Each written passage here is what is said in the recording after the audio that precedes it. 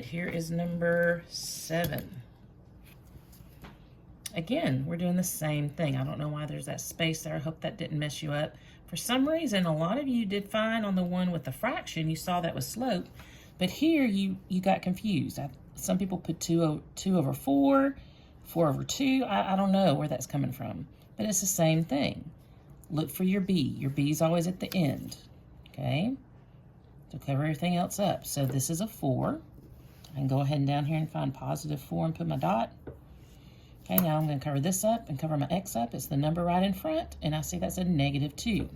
I have to do the 2. Okay, you don't do negative 2x. X is not part of the slope. Now I know with slope I've got to have a rise and a run, so I'm going to put it over 1. My negative 2 is my rise, or in this case I'm going to rise down, and then my run is going to be 1. That's the only time you do anything to these numbers, is you just put a whole number over 1. But your number in front of x, the coefficient of x, is always your slope, just like it is. Don't add, don't subtract, don't divide. Your b is always the last number with the sign.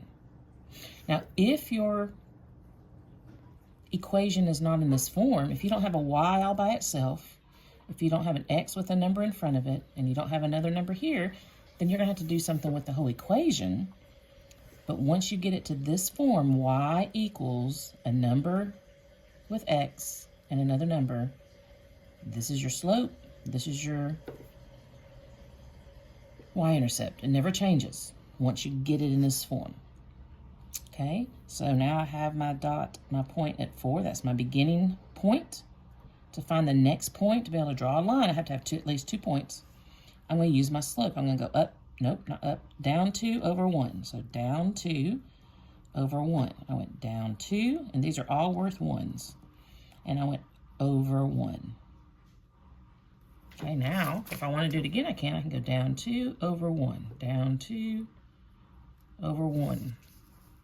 And all I'm doing is making my line. And see how this is different from the other one?